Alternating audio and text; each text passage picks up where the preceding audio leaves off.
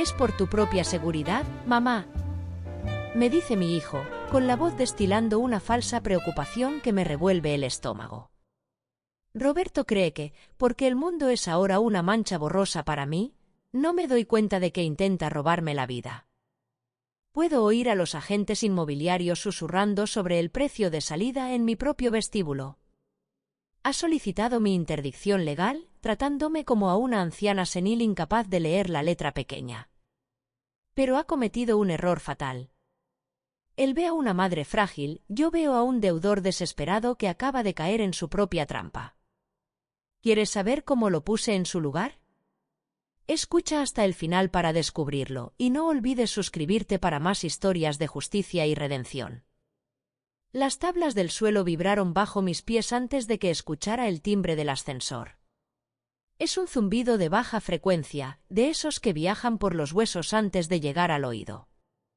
Estoy de pie en el centro del vestíbulo de baldosas oscuras, con la mano apoyada ligeramente en el borde de la consola de caoba donde guardo mis llaves en un plato de porcelana. La porcelana está fría bajo mis dedos, suave como una piedra de río. El mundo a mi alrededor es una acuarela borrosa, las baldosas de carbón se funden con las paredes crema, y la consola de madera no es más que una mancha oscura contra el yeso pálido. Pero no necesito mis ojos para saber que algo va mal. El aire ha cambiado. El aroma habitual a té Earl Grey y vitela antigua. Los textos legales de la primera edición de mi marido que recubren las estanterías del estudio. Ha sido contaminado por algo más agudo e invasivo. Cera industrial para suelos, de esa que huele a químicos de limón y a negligencia institucional. Y debajo de eso, una colonia de sándalo pesada y barata. El tipo de fragancia que un hombre usa cuando intenta proyectar confianza, pero que en realidad apesta a desesperación. Giro la cabeza hacia el sonido de las puertas del ascensor deslizándose. Dos sombras se mueven en mi visión periférica, manchas verticales altas y oscuras contra las paredes blancas. No llaman. No se anuncian. Simplemente entran en mi casa como si fueran los dueños. La suite principal tiene la mejor orientación sur, dice uno de ellos. La voz es masculina, clínica, distante. No me está hablando a mí. Está hablando sobre mí. Sobre mi hogar. Sobre el ático que mi difunto esposo y yo llamamos nuestra fortaleza durante 40 años. Mi pecho se aprieta. Agarro el borde de la mesa consola, y el plato de porcelana tintinea levemente bajo mis dedos temblorosos. Están midiendo mi vida para ponerle un precio de venta. Enderezo los hombros. Es un reflejo, una memoria muscular forjada durante 4 décadas en salas de tribunales donde la debilidad era sangre en el agua. Mi columna se convierte en una vara de acero, la misma postura que usaba cuando entraba en las declaraciones con directores ejecutivos que pensaban que podían superarme. La depredadora alfa, me llamaban. Liquidé imperios de miles de millones de pesos. Nunca perdí un caso. No voy a perder mi casa. Mis ojos captan un destello de movimiento, un brillo rojo y nítido que baila por las molduras del techo. Un nivel láser. Están midiendo la altura de los techos, la anchura de los arcos, el valor de la carpintería tallada a mano que mi marido encargó a un maestro artesano de Michoacán. ¿Quién los autorizó a entrar en esta residencia? Exijo. Mi voz es baja, controlada, una frecuencia afilada para cortar el ruido de una sala de justicia abarrotada. La misma voz que usaba para silenciar a los pasantes que pensaban que podían interrumpirme a mitad de un argumento. Las sombras dejan de moverse. El punto láser baila a través de mi campo de visión borroso, aterrizando por un segundo en mi pecho como la marca de un francotirador. Lo siento allí, un pinchazo de calor contra la seda de mi blusa. No me responden. Hablan por encima de mí. Anota esto: techos artesonados, 4 metros de altura. Carpintería a medida, probablemente añade $500,000 al avalúo. Mi pulso martillea contra mis costillas. No soy una persona para ellos. Solo soy otro mueble de época, un obstáculo que debe ser catalogado y retirado. Mamá, por favor. Te estás sobreexcitando. La voz se desliza desde el pasillo como aceite sobre el agua, viscosa, empalagosa, diseñada para calmar. Conozco esa voz. Llevé al hombre que la posee durante 9 meses en mi vientre. Le enseñé a caminar, a leer, a valorar la integridad por encima de la conveniencia. Claramente, fracasé.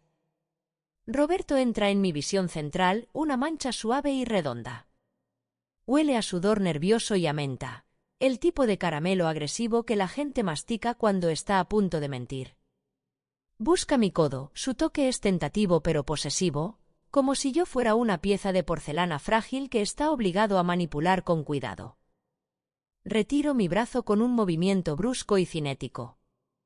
¿Has traído agentes inmobiliarios a la casa de tu padre, Roberto? Pregunto. Mi voz es firme, pero el aire en el vestíbulo se siente repentinamente escaso, como si todo el oxígeno hubiera sido succionado.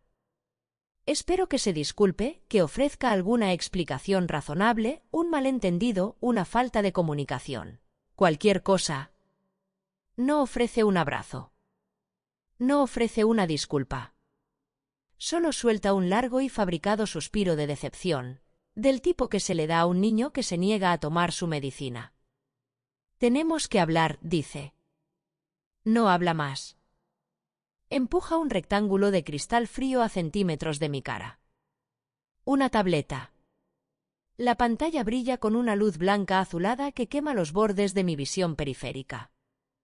Mira la pantalla, Leonor. Solo mira. Leonor. No mamá. No madre. Leonor. Como si fuera una cliente, una extraña, un problema que resolver.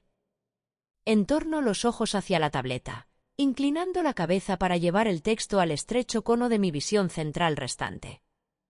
La degeneración macular ha convertido las palabras en una colonia de hormigas negras arrastrándose por un desierto blanco. No puedo leer la letra pequeña, pero no lo necesito.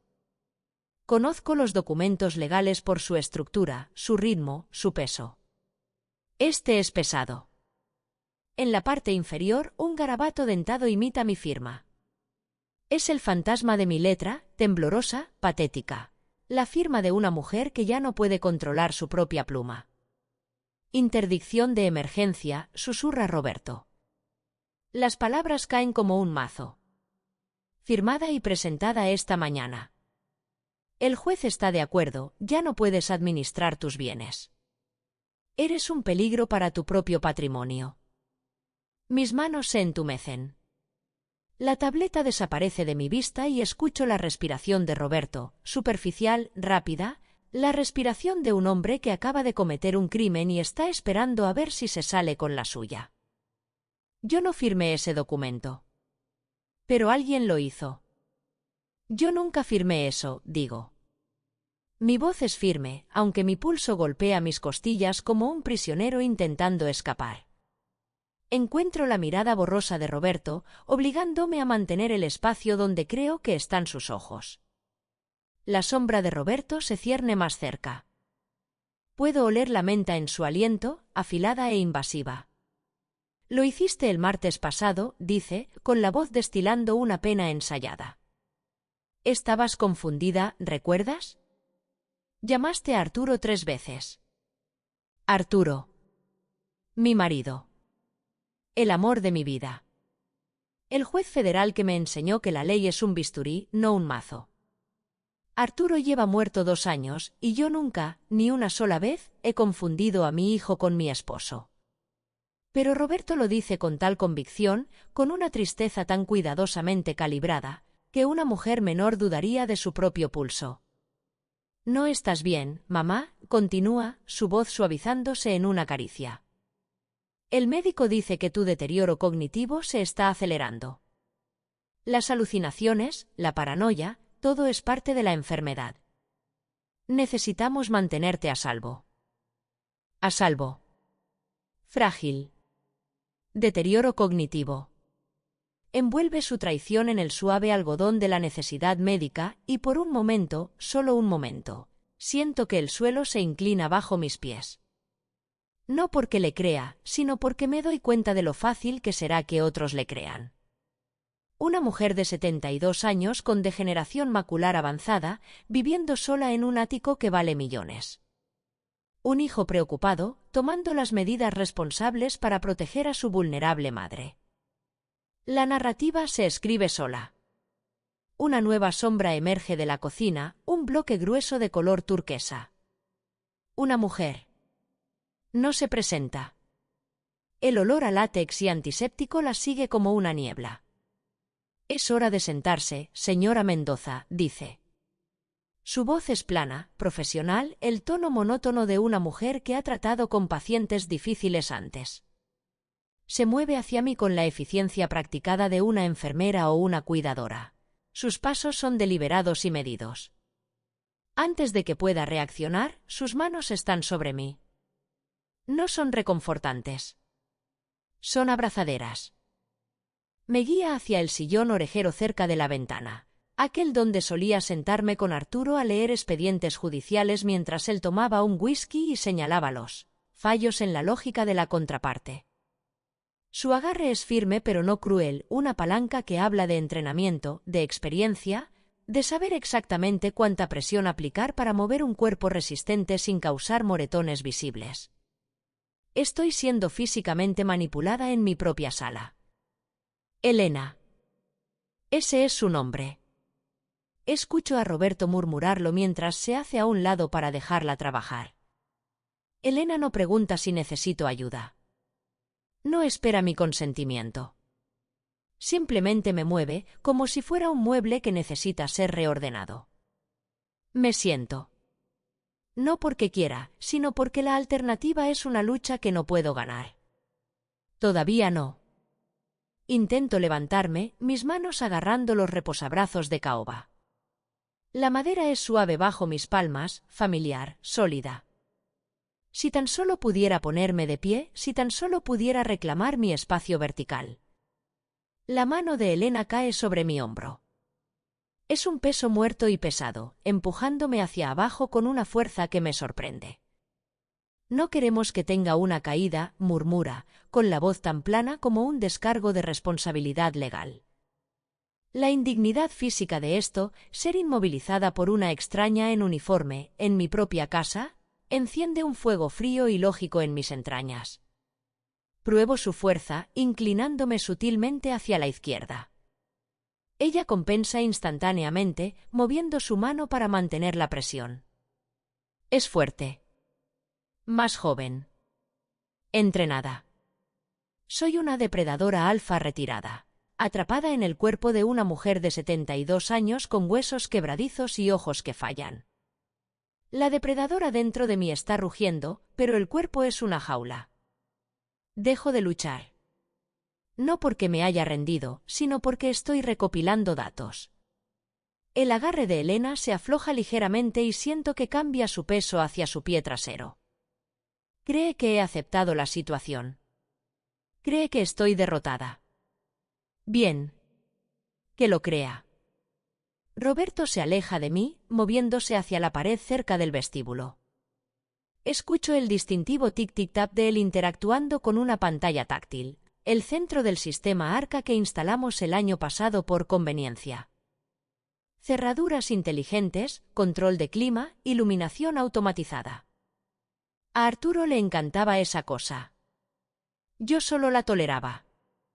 Un chirrido digital agudo resuena en el ático, seguido por el golpe pesado y motorizado de los cerrojos encajando al unísono. Cada ventana. Cada puerta. Incluso la entrada de servicio en la cocina. El sistema Arca está ahora en modo de protección, mamá, anuncia Roberto, con la voz cargada de satisfacción. Por tu propio bien. Nada de deambular. Nada de accidentes. La fortaleza se ha convertido oficialmente en un panóptico. Estoy encerrada en una jaula digital y mi hijo tiene la llave. Cuento los segundos entre el chirrido y el encaje mecánico. 5 segundos. Las cerraduras se activan en secuencia, el vestíbulo primero, luego el dormitorio, luego la cocina. Archivo esta información, una pequeña pieza de datos en el mapa mental que estoy construyendo. Roberto vuelve a mi campo de visión y puedo ver el contorno borroso de su teléfono en su mano, la pantalla brillando débilmente. «Estarás más cómoda así», dice. «Elena se encargará de todo». No respondo. Mantengo mi cara inexpresiva, mi postura flácida. Si cree que me he rendido, dejará de buscar los dientes detrás de las encías. El teléfono de Roberto vibra, una vibración frenética y rítmica que corta el silencio. Se aleja, moviéndose hacia el pasillo, pero en el silencio sellado del ático, su voz amortiguada llega hasta mí. «Te lo dije, Miller, estoy liquidando. Los archivos salen a subasta privada el viernes. El crédito puente estará cubierto». Miller. No es un banquero. No es un prestamista legítimo. Miller es un nombre que conozco de los circuitos de bancarrota, un consultor que compra deuda en problemas por centavos y luego desangra al deudor a base de ejecuciones y honorarios. Un depredador con traje de 3 piezas. Roberto no me está salvando. Está desmantelando mi vida por piezas para pagarle a un tiburón. Escucho el temblor en su voz, el borde agudo de un hombre que se está ahogando y se agarra a cualquier cosa para mantenerse a flote. No solo está fracasando, está desesperado. Y los hombres desesperados toman decisiones imprudentes. Los archivos. Los archivos legales de mi marido. 40 años de expedientes judiciales, correspondencia personal, notas manuscritas de jueces federales y secretarios de la Suprema Corte. Historia. Legado. La herencia intelectual que Arturo pasó toda una vida construyendo. Roberto lo está vendiendo al mejor postor. Mi hijo no es solo un fracasado. Es un saqueador. Dejo que mi postura se hunda. Dejo que mi mandíbula caiga apenas una fracción de pulgada. La cara de póker que perfeccioné en 1000 negociaciones toma el control, una máscara de confusión vacía y senil. Yo creo que necesito mi té, Roberto, murmuro, con la voz débil y quebradiza, la voz de una mujer que se ha rendido. El agarre de Elena en mi hombro se afloja. Su postura cambia de combatiente a cuidadora. Su mano se mueve para darme una palmadita en el brazo en un gesto que pretende ser tranquilizador. Por supuesto, dice ella. Vamos a acomodarla. Roberto me mira y puedo sentir su mirada barriéndome, evaluándome. Busca resistencia, busca a la depredadora alfa que sabe que solía ser. No la ve. Ve a una anciana frágil y confundida que necesita su té. Perfecto. Para vencer a un depredador, primero debes convencerlo de que ya estás muerta. Elena me lleva hacia el dormitorio, su mano es ligera en mi codo ahora, guiando en lugar de forzar. No uso mi bastón. En su lugar, cuento. 1, 2, 3, giro. Escucho el ciclo de las cerraduras inteligentes, el retraso de 5 segundos entre el chirrido digital y el encaje mecánico. Huelo el tenue olor metálico del cobre en la cocina, el único lugar donde el sistema de filtración de aire crea una ligera brisa cruzada. Los micrófonos del sistema Arca tienen dificultades allí, el sonido se distorsiona por el zumbido del compresor del refrigerador. Estoy mapeando el terreno de mi encarcelamiento, buscando las brechas en el código. Cada sistema tiene una puerta trasera. Solo necesito encontrar la manija. Elena me ayuda a subir a la cama y dejo que acomode las almohadas detrás de mi espalda. Murmuro mi agradecimiento, con la voz apenas por encima de un susurro. Ella deja la puerta entreabierta y escucho sus pasos alejándose hacia la cocina. Estoy sola. Pero no estoy indefensa. Extiendo la mano, mis dedos buscando la superficie de la mesilla de noche. Encuentro el peso frío y circular del Patek Philippe de Arturo, el reloj vintage que mi marido usó cada día de su vida profesional. Lo acerco a mi oído, escuchando el tic-tac rítmico y débil del movimiento mecánico. Sigo las manecillas con la punta de los dedos, sintiendo las posiciones. La manecilla de las horas está en las 10, la de los minutos en las 3. 10:15 de la mañana. Roberto cree que ha heredado un patrimonio. No se da cuenta de que ha entrado en una negociación de reestructuración con una mujer que ha liquidado imperios de miles de millones de pesos. Dejo el reloj con cuidado, colocándolo exactamente en su posición sobre la mesilla. Mis manos están firmes ahora. El temblor del miedo reemplazado por la calma fría y metódica de un depredador que ha identificado a su presa. Soy Leonor Mendoza. Yo no pierdo. No voy a tratar a Roberto como a un hijo. Él es un activo tóxico y voy a despojarlo hasta los huesos.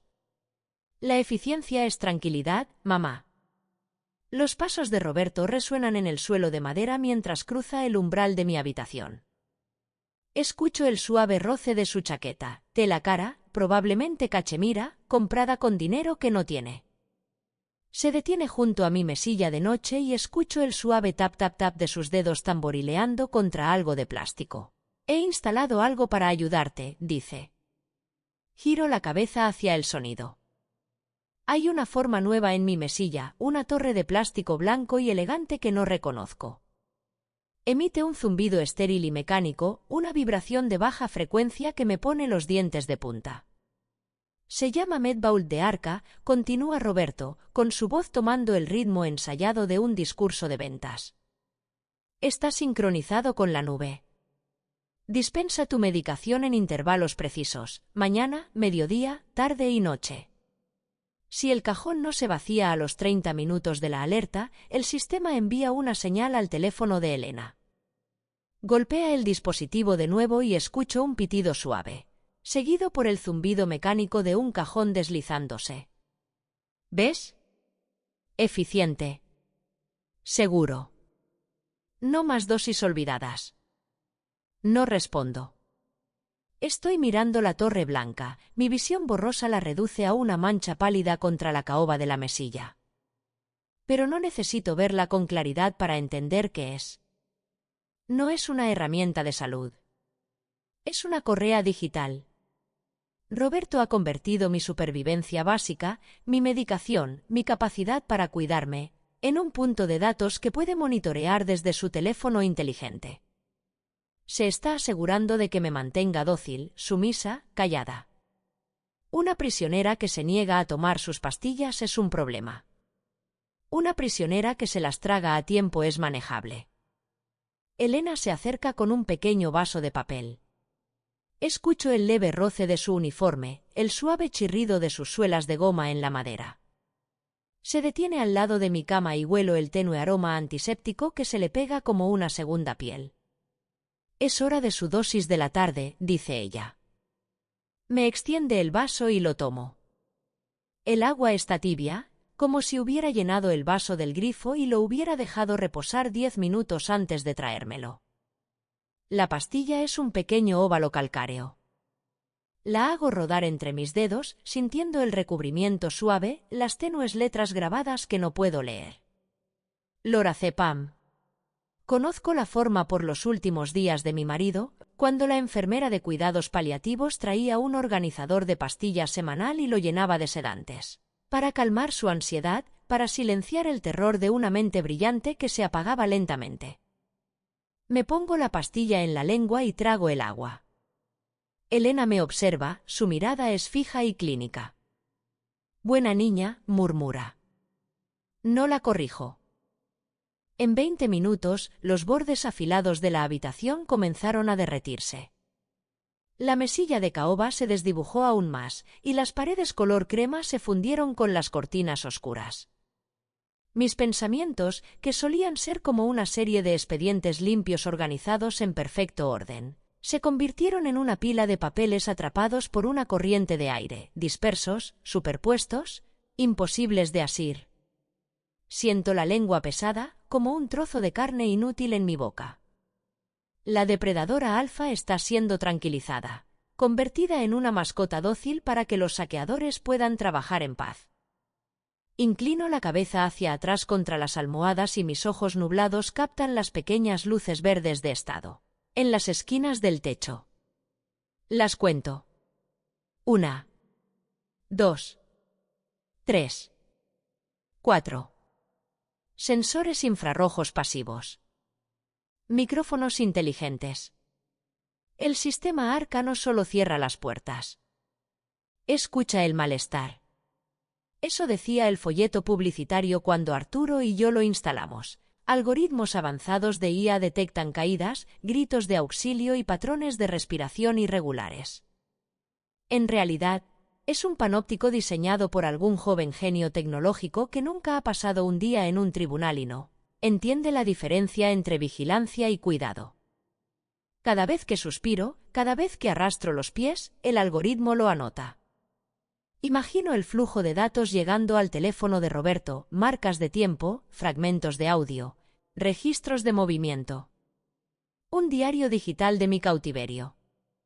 Siento el peso de 1000 ojos digitales. Moverse es ser rastreada. Hablar es ser grabada. Soy una prisionera en una casa de cristal donde las paredes tienen oídos.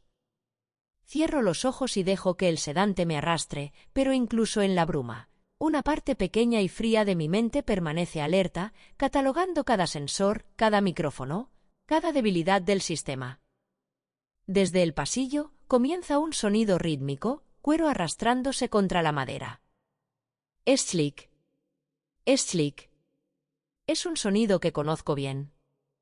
El sonido de los archivos legales del juez siendo sacados de las estanterías de la biblioteca. Mi marido pasó 40 años curando esos volúmenes, expedientes encuadernados en piel de cabra, escritos a mano por secretarios de la Suprema Corte, correspondencia personal con jueces federales.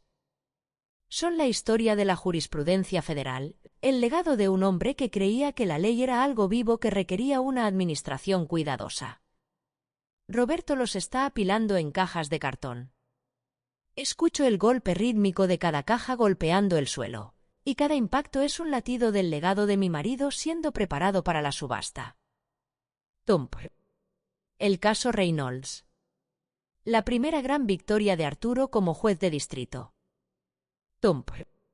El litigio del fondo de pensiones. 300 páginas de notas manuscritas. Tump. Cartas personales de la ministra agradeciendo a Arturo su tutoría. Roberto no solo está robando dinero. Está borrando nuestras huellas del mundo. Presiono las manos planas contra el colchón, agarrando las sábanas con tanta fuerza que me duelen los nudillos. La bruma del sedante suaviza el filo de mi rabia, pero no lo extingue. Solo lo empuja hacia abajo, comprimiéndolo en un núcleo de furia frío y denso que llevaré conmigo hasta que tenga la fuerza para actuar. ¿Dónde está capitán? Mi voz es un raspado seco, apenas lo suficientemente fuerte como para atravesar la habitación. No he escuchado el clic-clac familiar de sus garras en el parqué, ni el suave resoplido de su respiración mientras se acomoda a los pies de mi cama. Roberto no levanta la vista de su tarea. Escucho el roce de la cinta de embalar siendo desenrollada, el desgarro agudo mientras sella otra caja. Está en el refugio municipal, mamá, dice, con un tono plano y despectivo. Es un riesgo de tropiezo, y con tu condición no podemos arriesgarnos a una fractura de cadera. El aire abandona mis pulmones. Capitán tiene 12 años, es un labrador viejo con bigotes grises y caderas artríticas. Ha estado conmigo desde el funeral de Arturo, la única criatura viva que me ofrece lealtad incondicional. Lo imagino en una jaula de cemento, oliendo a cloro y desesperación, rodeado por los ladridos de perros más jóvenes y el estruendo de puertas metálicas. Esto no es por seguridad. Es un ataque táctico diseñado para romper mi espíritu. Roberto ha quitado el último ancla que me ataba a la normalidad, al amor, a la vida que construí con mi marido. Giro la cara hacia la pared, dejando que las lágrimas se deslicen silenciosamente por mis mejillas. No le daré a Roberto la satisfacción de verme sollozar. Pero por dentro, el núcleo frío de la furia se vuelve más denso, más pesado, una fuerza gravitacional que atrae todo hacia un solo punto de retribución. Espero a que Elena vaya a la cocina. Escucho sus pasos retirarse por el pasillo, el suave clic de la puerta del refrigerador al abrirse. Cuento hasta 30, luego balanceo las piernas sobre el borde de la cama y me pongo de pie. El sedante hace que el suelo se incline un poco, pero me apoyo en la mesilla y camino arrastrando los pies hacia la biblioteca. Busco el pesado teléfono fijo con base de latón, una reliquia de los años 80, instalado cuando Arturo y yo nos mudamos al ático. Roberto debió olvidar quitarlo durante su modernización tecnológica. Levanto el auricular, esperando el tono de marcado constante. En su lugar, una voz sintética femenina me habla directamente al oído. Las llamadas salientes están restringidas bajo el perfil de usuario tutelado. Por favor, contacte a su administrador principal. Dejo caer el teléfono con fuerza, la base de latón tintinea contra la superficie de mármol de la mesa lateral. El sistema Arca me ha cortado la lengua. Estoy físicamente presente en el corazón de la ciudad, rodeada de millones de personas, pero estoy digitalmente enterrada a 2 metros bajo tierra. Sin llamadas. Sin mensajes. Sin contacto con el mundo exterior. Me quedo allí, agarrada al borde de la mesa, con la respiración entrecortada. Roberto ha pensado en todo. Casi. Me muevo hacia las puertas francesas que dan al balcón, desesperada por el olor de la ciudad, los gases de escape, el mundo real más allá de esta jaula dorada. Una mano se cierra sobre mi brazo. ¿A dónde vamos, Leonor? La voz de Elena destila una burla de amabilidad, la falsa preocupación de un carcelero que disfruta de su trabajo. Me hace girar lejos de la luz, su agarre lo suficientemente fuerte como para dejar moretones que no puedo ver. El balcón es un riesgo de caída, dice ella. Está confundida de nuevo. Vamos a llevarla de vuelta a su espacio seguro. Me empuja hacia el dormitorio, sus dedos hundiéndose en la carne suave de mi brazo. Tropiezo, mis piernas aún inestables por el sedante, y ella me atrapa con una eficiencia practicada que se siente más como un placaje que como apoyo. Así está mejor, murmura. Con calma. Ella disfruta esto. ¿Puedo oírlo en el ligero matiz de su voz? La satisfacción apenas contenida de alguien que ha pasado toda su vida recibiendo órdenes de gente como yo y ahora tiene el poder de darlas. El poder silencioso del carcelero sobre la élite. Dejo que me guíe de vuelta a la cama, con el cuerpo dócil y cooperativo. Pero por dentro, estoy catalogando cada detalle, los puntos de presión de su agarre, el ritmo de su respiración, el ángulo exacto en el que gira mi cuerpo. El conocimiento es palanca. Y la palanca es poder. Roberto deja su tableta en la mesa del comedor para abrir la puerta. Escucho el timbre suave, el paso pesado de sus pies moviéndose hacia el vestíbulo. Paso junto a la mesa y mi mano roza accidentalmente la pantalla. La vibración áptica zumba bajo mis dedos y como Roberto ha dejado activadas las funciones de accesibilidad, probablemente para monitorear mis propias interacciones con el sistema, una voz mecánica susurra. Nuevo mensaje de Miller, aviso final. El crédito puente tiene 48 horas de retraso. La ejecución de los activos de la startup comienza el viernes. Liquida el patrimonio del juez o enfrenta litigios. Ahí está. La depredadora alfa encuentra el rastro de la sangre. Roberto no solo es codicioso. Es un animal acorralado, debatiéndose en una trampa que él mismo construyó. Su startup tecnológica, sea cual sea el humo que ha estado vendiendo a los capitalistas de riesgo, está al borde del colapso. Ha pedido dinero prestado a un prestamista depredador y ahora la deuda vence. No está liquidando mi patrimonio para cuidarme. Lo está liquidando para salvarse a sí mismo. Y los hombres desesperados toman errores.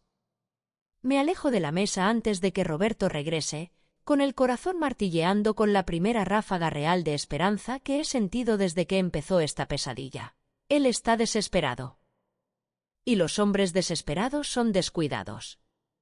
Esa noche, a pesar de la bruma de los sedantes, no duermo. Recorro el perímetro de mi habitación, contando los pasos hasta la cocina. 22 pasos. Giro. 8 pasos hasta el umbral de la galería. Siento la transición de la alfombra mullida a la baldosa fría y dura bajo mis zapatillas. Me muevo por el tacto, mis dedos rozando el friso, trazando las costuras del papel tapiz. Estoy memorizando los puntos ciegos donde los sensores de movimiento tienen un retraso de 3 segundos, los lugares donde el algoritmo me pierde el rastro. Soy un fantasma en mi propia casa, una mujer ciega aprendiendo a asustar al hombre que cree que ya la ha enterrado. Llego a la cocina y me detengo, escuchando. El refrigerador zumba. El centro inteligente en la sala emite un pulso rítmico de luz, verde, luego oscuro, luego verde de nuevo. Doy 3 pasos a la izquierda, luego vuelvo hacia el dormitorio. El sensor del pasillo no se activa. Una brecha. La archivo. Cada sistema tiene una puerta trasera. Solo necesito encontrar la manija. Me detengo en el umbral de la cocina, mi mano apoyada ligeramente en el marco de la puerta. Elena está hirviendo agua para el té, y el pesado extractor de aire de grado industrial sobre la estufa se enciende con un rugido de baja frecuencia. El ruido es ensordecedor, una pared de sonido blanco que ahoga todo lo demás. A través del rugido, escucho al centro Arca en la sala chirriar, comando no reconocido. Por favor, repita. Me quedo helada. El extractor crea una pared de ruido blanco que confunde a los micrófonos inteligentes. El algoritmo no puede distinguir mi voz o la de Elena, del caos ambiental del sistema de ventilación y el tintineo de las ollas de cobre colgando de la rejilla sobre la estufa. Me doy cuenta de que la zona muerta no es solo un lugar. Es un sonido. En el rugido de la ventilación y el estruendo del cobre, puedo encontrar mi voz de nuevo. Vuelvo al pasillo, con el pulso acelerado. Tengo un arma. Busco detrás de las pesadas ollas de cobre colgadas en la pared, mis dedos buscando el estrecho hueco entre los utensilios y el protector de salpicaduras de baldosa. Mis dedos lo encuentran, un pequeño dispositivo en forma de disco, de plástico liso y frío al tacto. Es un asistente de voz antiguo que compré hace meses para escuchar revistas jurídicas y podcast. Lo escondí detrás de las ollas cuando Arturo instaló el sistema Arca, con la intención de donarlo. Roberto debió olvidarse de él durante su revisión tecnológica. Lo levanto con cuidado, buscando el botón de encendido. Emite un tono musical suave, el sonido de inicio, y una voz femenina alegre susurra, «Hola». Lista para ayudar. No está conectado al centro Arca. Está en la red Wi-Fi de invitados del edificio, una red separada que Arturo configuró para contratistas y repartidores. Es un nodo rebelde en la red de Roberto. Mi corazón da un vuelco. Es un pequeño milagro de plástico escondido entre el vapor y las sombras.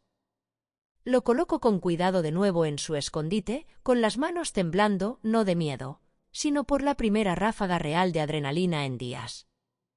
Tengo acceso. Elena entra con mi dosis de la tarde. Todo adentro, dice ella, con su voz plana y clínica. Me ofrece el pequeño vaso de papel con la pastilla y el vaso de agua tibia.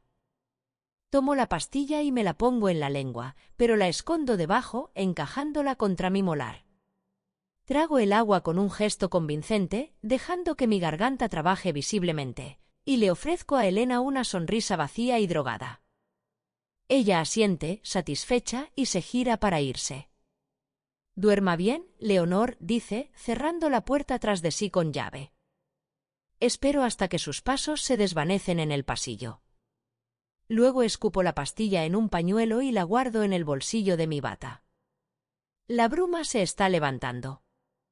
El velo del sedante que ha nublado mis pensamientos durante los últimos 2 días se está aclarando, y bajo él, la mente fría y metódica de la depredadora alfa está despertando. Esta noche, la depredadora vuelve al trabajo. El ático es un cementerio de sombras. Me deslizo fuera del pesado edredón de seda, sintiendo el suelo frío bajo mis pies descalzos. La madera está lisa, pulida por décadas de mantenimiento impecable. Cuento los pasos en mi mente. 1, 2, 3.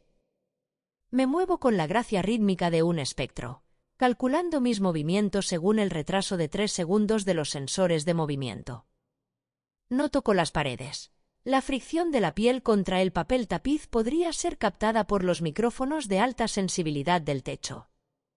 Soy una sombra moviéndose a través de un boceto al carbón, contando los latidos de mi corazón hasta llegar al umbral de la cocina. El aire aquí es más fresco, la brisa cruzada del sistema de ventilación me roza la piel como un susurro. Me detengo en la entrada y escucho. El refrigerador zumba. El centro inteligente en la sala emite su pulso rítmico. Nada de pasos. Nada de respiraciones. Elena duerme en la habitación de invitados con la puerta cerrada. Roberto se fue hace horas, mascullando algo sobre reunirse con Miller en persona antes de que venza el plazo. Estoy sola. Entro en la cocina.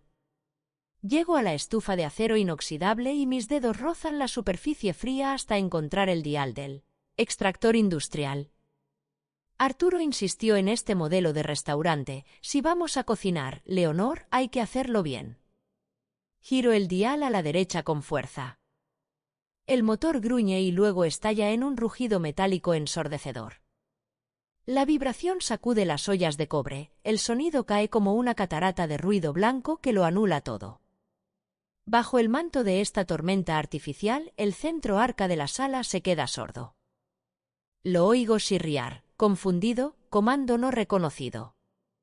Por favor, repita. Estoy en un radio de 1 metro de absoluta privacidad.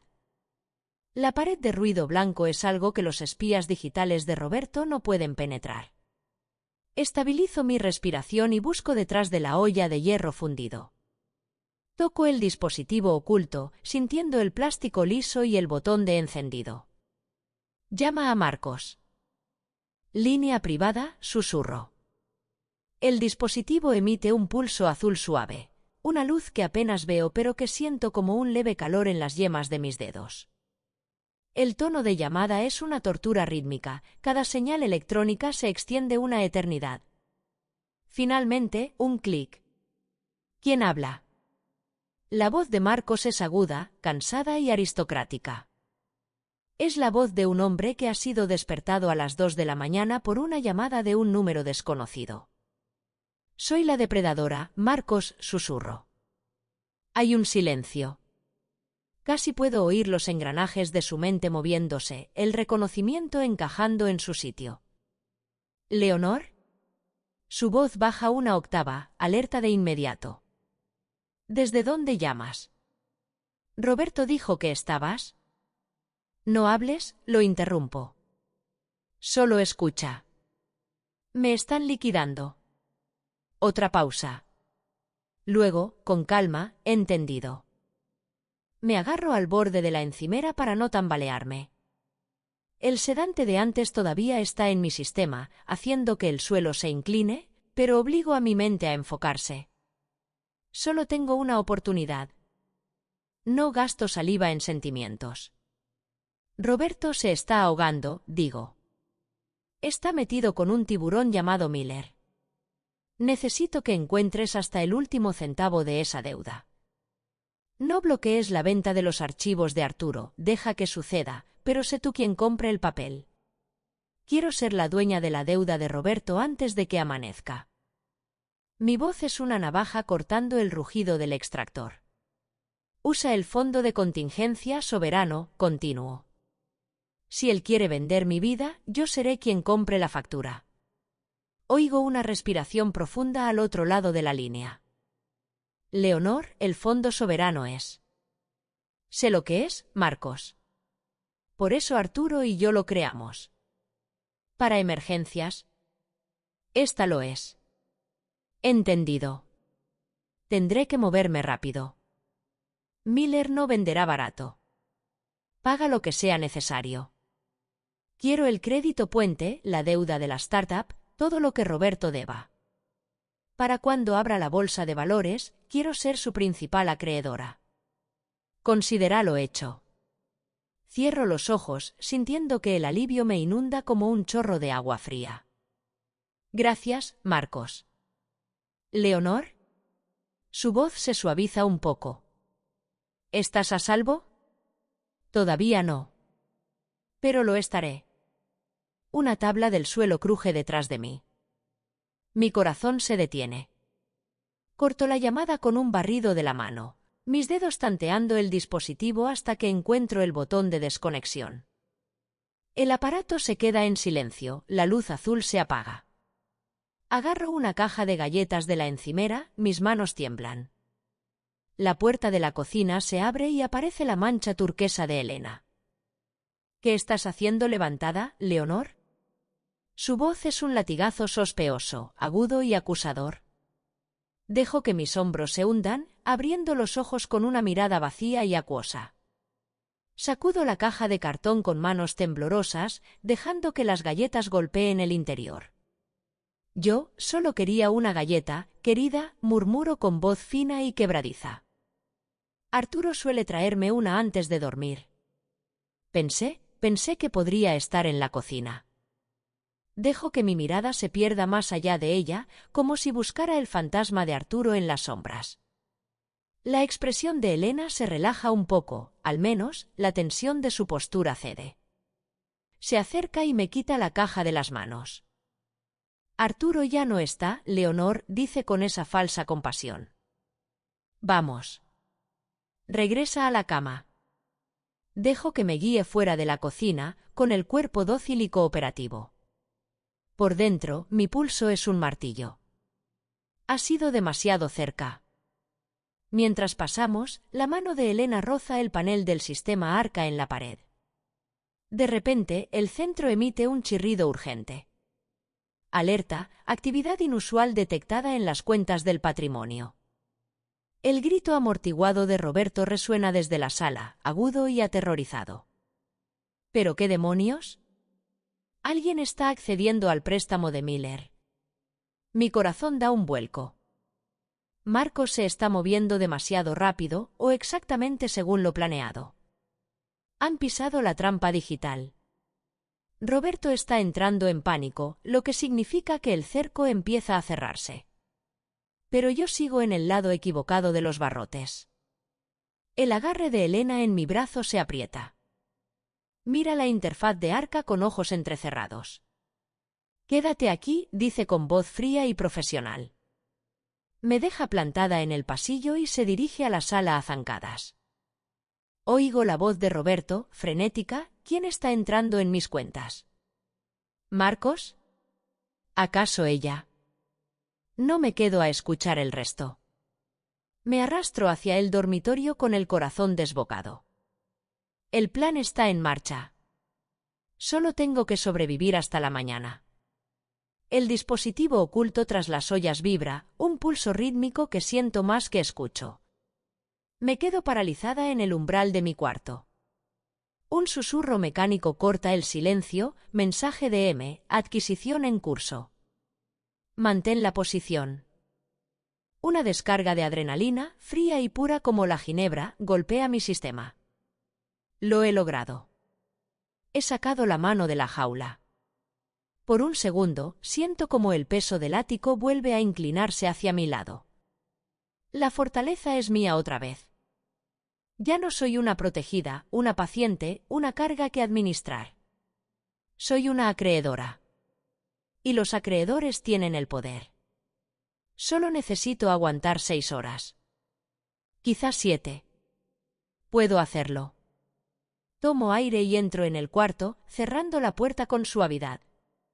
Te crees muy lista, ¿verdad? La voz de Elena suena justo en mi oído. Me doy la vuelta, con el corazón saltando a la garganta. Está de pie en el marco de la puerta, a contraluz.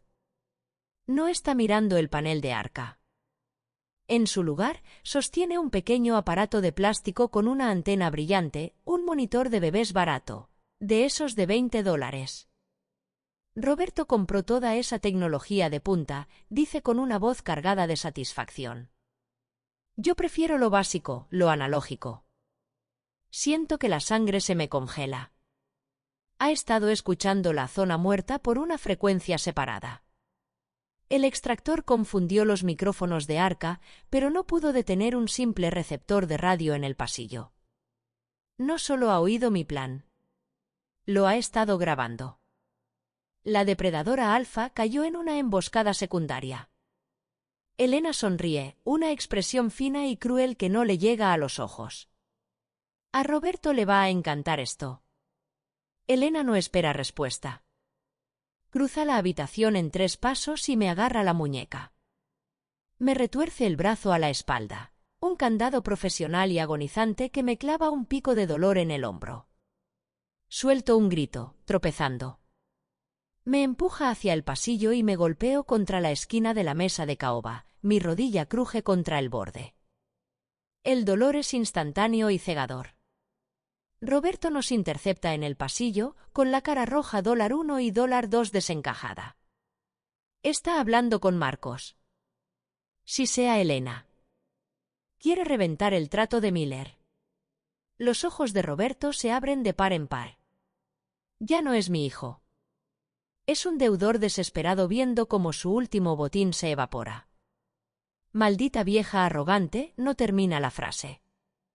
Me agarra del otro brazo y entre los dos me arrastran de vuelta al dormitorio. Roberto da un portazo tan fuerte que el retrato de Arturo se sacude en la pared. Sujétala, ordena Roberto. Lucho, retorciendo mi cuerpo, intentando zafarme, pero Elena es una montaña de poliéster turquesa. Me clava la cabeza contra la almohada, su antebrazo presiona mi clavícula con tanta fuerza que me cuesta respirar. Roberto forcejea con el medbaul de la mesilla, golpeando la pantalla. Oigo el pitido de la secuencia de anulación y el zumbido del cajón abriéndose. Sale con 2 pastillas, no una. ¿Quieres ser la depredadora? Se burla con la voz quebrada. Intenta serlo cuando no puedas ni encontrar tus propios pies. Me mete las pastillas en la boca, cierro la mandíbula y giro la cabeza. Elena me agarra de la quijada, hundiendo los dedos en la articulación hasta que la presión me obliga a abrir la boca. Roberto me empuja las pastillas hasta el fondo, luego me tapa la boca y la nariz con la mano, bloqueándome. No puedo respirar. No puedo escupirlas. Me obligan a tragarme el doble silencio químico. Me quedo ahí tumbada, sintiendo que el suelo empieza a inclinarse mientras las drogas inundan mi sangre.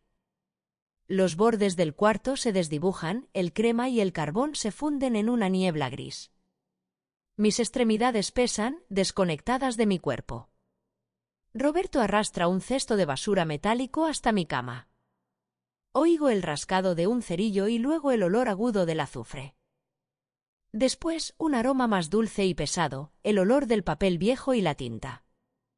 Está quemando las cartas privadas de Arturo. Las que me escribió desde el juzgado. Las que metía en mi maletín cuando me quedaba trabajando hasta tarde, llenas de poesía, de filosofía legal y de las pequeñas y tiernas observaciones de un hombre que veía el mundo a través de la justicia. Las que guardaban el alma de nuestros 40 años. Se inclina sobre mí, su aliento huele a café rancio y a miedo. El transporte de la residencia llega a las 6 de la mañana, mamá, dice con voz baja y fría. Estarás en una unidad de memoria para el mediodía. Conseguiré el código del Face de antes de que te vayas o dejaré que Elena te administre hasta que cedas. Se endereza y su sombra me cubre. Debiste quedarte callada, dice. Debiste dejar que yo me encargara. Apaga el fuego de un soplido. El cuarto se sumerge en la oscuridad total, lleno del hedor a ceniza y papel quemado. Estoy drogada, ciega y derrotada. O eso cree él. Pero mientras los sedantes me arrastran hacia la inconsciencia, una parte fría de mi mente permanece alerta. Marcos se está moviendo. El papeleo está en marcha. Roberto cree que ha ganado. Se equivoca. La marea química tira de mi conciencia. Pero lucho. Presiono la corona del Patek Philippe contra la palma de mi mano, retorciéndola hasta que el borde afilado me corta la piel. El pinchazo del dolor corta la niebla. Un pequeño punto de claridad. Tic, tic, tic. Sincronizo mi respiración con el reloj para no caer en el abismo. No soy una víctima drogada en una cama. Soy una abogada en medio de una declaración maratónica, luchando por mantenerme aguda, por resistir a la contraparte que cree que voy a doblarme.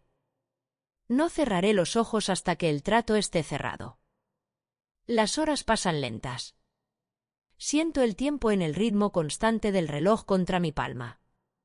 Las 3. Las 4. Las 5 de la mañana. Marcos se está moviendo. La trampa se está cerrando. Solo tengo que sobrevivir hasta el alba.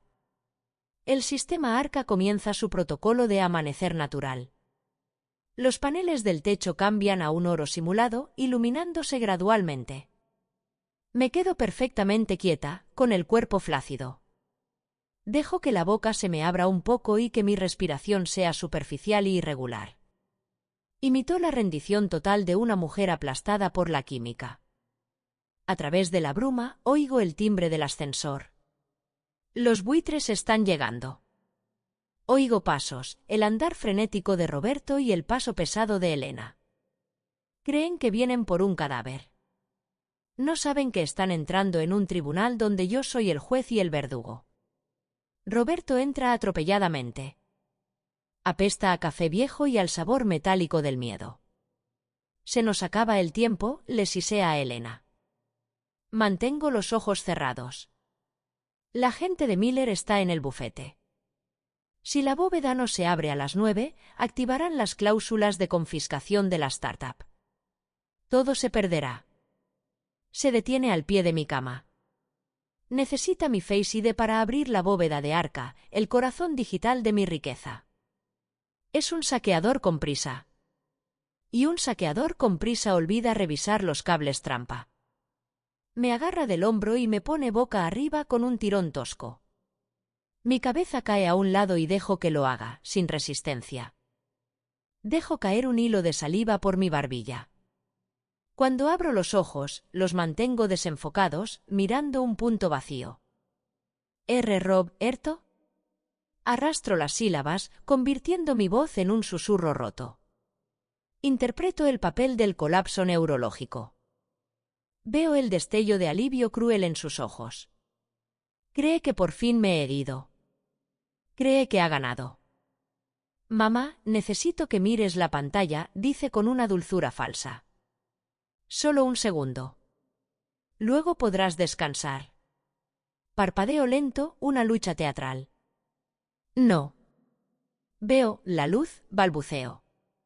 Giro la cara, moviendo las manos como si tuviera temblores. La pantalla está oscura.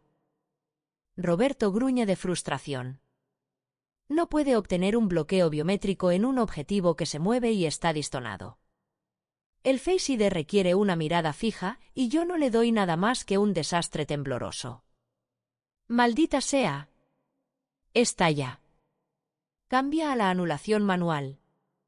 Va a abandonar el Face ID seguro por el código de emergencia de la cámara, la clave que Arturo y yo configuramos hace años para casos así. Me está abriendo la puerta. Elena se acerca, ¿quieres que le sostenga la cabeza? No, dice Roberto, golpeando la tableta. El código manual es más rápido. Me hundo en la almohada, posicionando mi cabeza a centímetros del centro inteligente de la mesilla.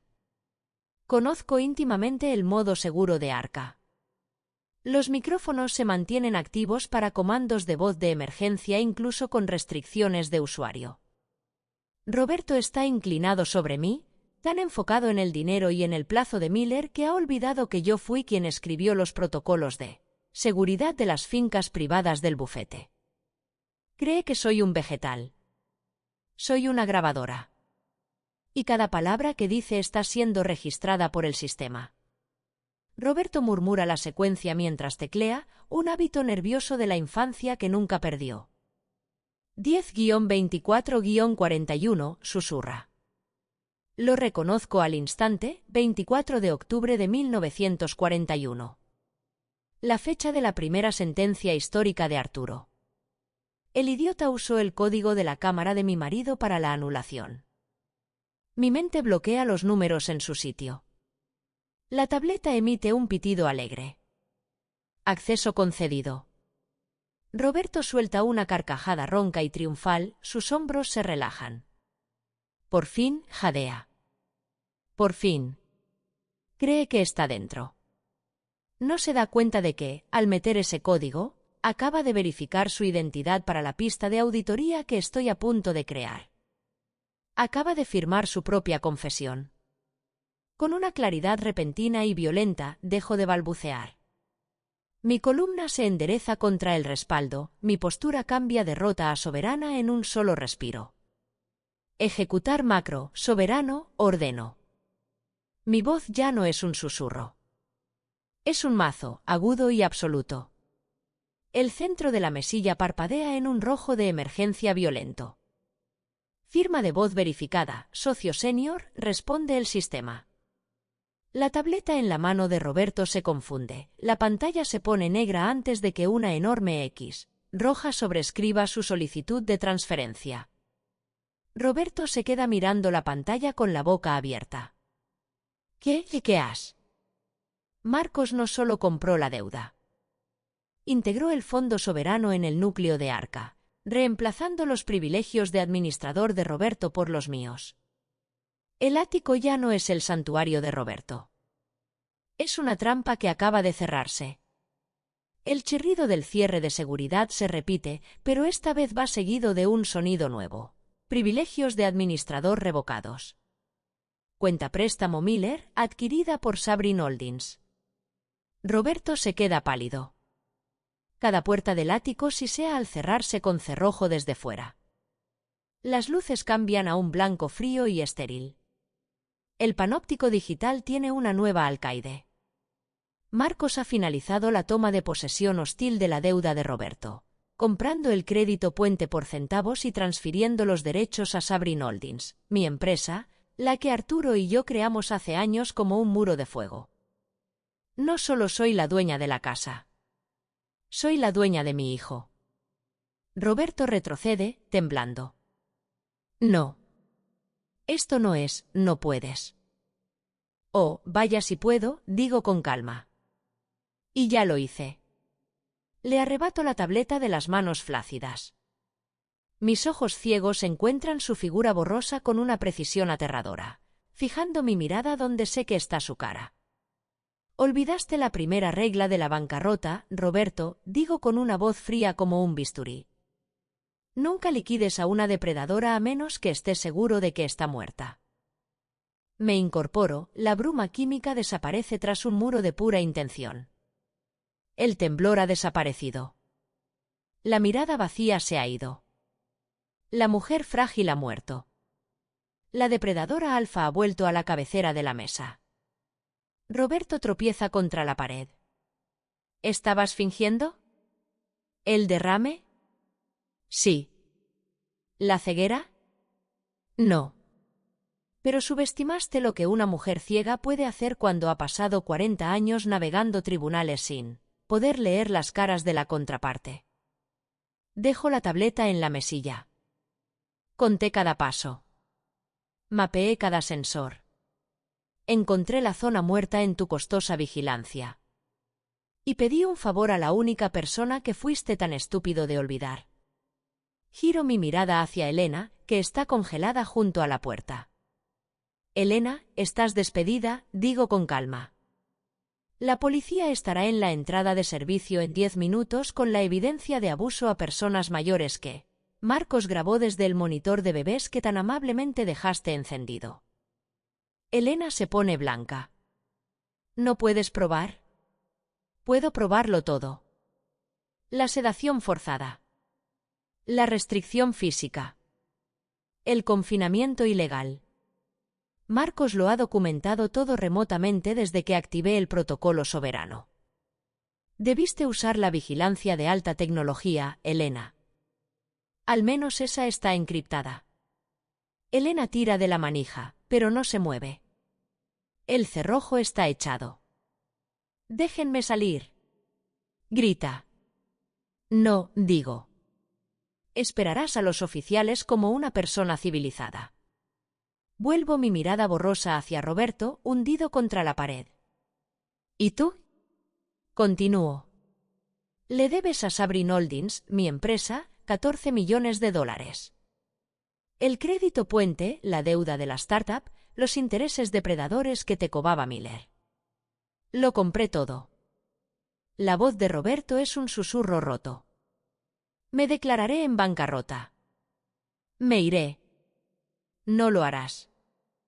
Porque si lo haces, entregaré la evidencia de fraude, la interdicción falsificada, la venta no autorizada de los archivos, el abuso a las autoridades federales. Pasarás los próximos 10 años en una prisión federal. Me inclino hacia adelante. No vas a ir a la cárcel, Roberto. Eso es demasiado fácil. Vas a ser mi auxiliar junior. Vivirás en la suite de invitados.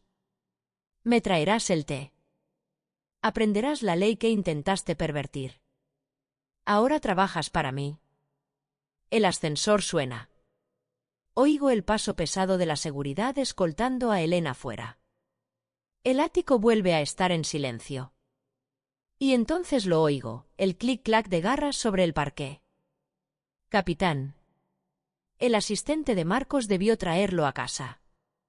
Siento el peso suave y cálido de su cabeza apoyada en mi rodilla. Hola, viejo amigo, susurro. Él resopla suavemente. Toco el centro de arca en la mesilla. Nueva contraseña maestra, 14 de agosto, digo. 14 de agosto. La fecha de nacimiento de Capitán, un número que Roberto nunca se molestó en aprender porque nunca le importó lo suficiente preguntar. Escucho el cierre digital, un golpe final que borra el acceso de Roberto y restaura el mío. La fortaleza es mía. Puede que esté ciega, pero mientras siento la respiración de Capitán y oigo los sollozos derrotados de Roberto en el pasillo, nunca he visto mi camino con tanta claridad. Soy Leonor Mendoza. Y yo no pierdo. Si llegaste hasta aquí, gracias por escuchar la historia completa. La mayoría de la gente se rinde antes de que llegue la cuenta. Pero aquí, la cuenta siempre llega. Lo que empezó como humillación y falta de respeto terminó con pruebas, verdad y un desenlace que nunca vieron venir. Si quieres más historias donde el karma aparece sin piedad, suscríbete y vuelve para la próxima. Ahora cuéntame en los comentarios qué fue lo más asqueroso que hicieron, qué fue lo que cruzó la línea para ti.